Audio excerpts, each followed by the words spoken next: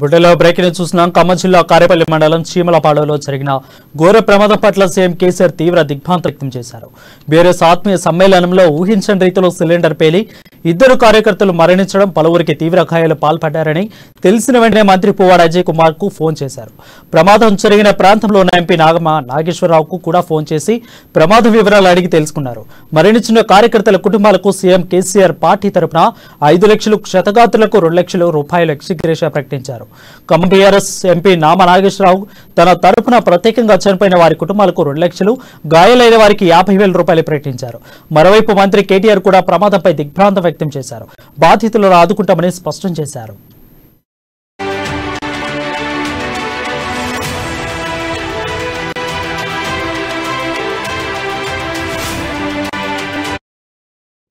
దీనిపై మరింత సమాచారం మా బ్యూరో చీఫ్ కృష్ణమూర్తి అందిస్తాడు. కృష్ణమూర్తి, చెప్పండి. ప్రభుత్వం కూడా వాళ్ళని ఆదుకుంటా అని స్పష్టం చేసింది. క్షతగాతులకు మంత్రి పువ్వాడ గానీ అదేవిధంగా కేసీఆర్ కూడా కొంత సహాయం అంటూ చేస్తున్నారు. దీనిపై మీ దగ్గర ఉన్న సమాచారం ఏంటి? Thank you Varun. ఖమ్మం జిల్లాలో జరిగినటువంటి ప్రమాదంలో ఒక చనిపోగా మరో 6 తీవ్రంగా గాయపడ్డారు. దీంతో అక్కడ కొంత ఉద్రిక్తత ఏర్పడింది ఘటనా స్థలంలో. అంటే బాధితుల బంధువులు బీఆర్ఎస్ నాయకుల నిర్లక్ష్య వైఖరి వల్లే ఈ ప్రమాదం చోటు చేసుకుంది. ఒక చిన్న కార్యక్రమానికి ఇంత పెద్ద హంగామా చేయాల్సిన అవసరమా? ఊరి గురుసులు ఉన్నాయి, ఇట్లా వేరే ప్రజలు ఉన్నారని తెలిసినప్పటికీ కూడా నిర్లక్ష్యంగా వ్యవహరించి తప్పకు కారణం ఏంటని చెప్పేసి ప్రశ్నిస్తా ఉన్నాను. బాధితులు అంటే మరణించిన బాధితుల కుటుంబానికి ₹1 కోటి నష్టపరిహారం చెల్లించాలి.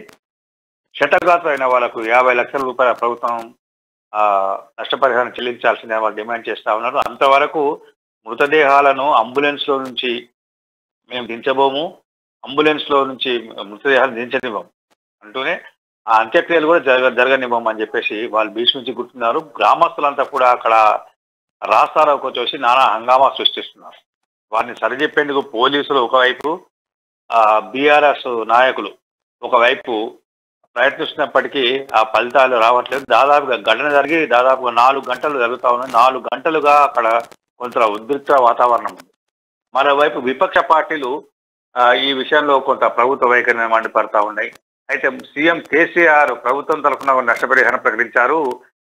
మంత్రి పువ్వాడ అజయ్, అదేవిధంగా ఖమ్మం ఎంపీ నాగేశ్వరరావు కూడా వాళ్ళ వ్యక్తిగతంగా కూడా కొంత బాధితులకు నష్టపరిహారం ఇస్తామని చెప్పినప్పటికీ అక్కడ పరిస్థితులు కొలిక్కి రావట్లేదు. బాధితులు ఏమాత్రం వాళ్ళు దిగి రావట్లేదు. అంటే ఒక పాలకుల నిర్లక్ష్యం వల్లే ఈ ఘటన జరిగింది.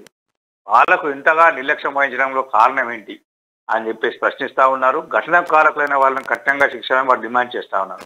అయితే కేసులు నమోదు చేసినటువంటి పోలీసులు వారిని కొంత సంజాయించడానికి ప్రయత్నించినప్పటికీ పోలీసుల కూడా వాళ్ళు ఏమాత్రం బెదరకుండా ఆందోళన చేస్తా ఉన్నారు. మరోవైపు బీఆర్ఎస్ నాయకులు కూడా ఈ విషయంలో కొంత ఆందోళన వ్యక్తం చేస్తా ఉన్నారు.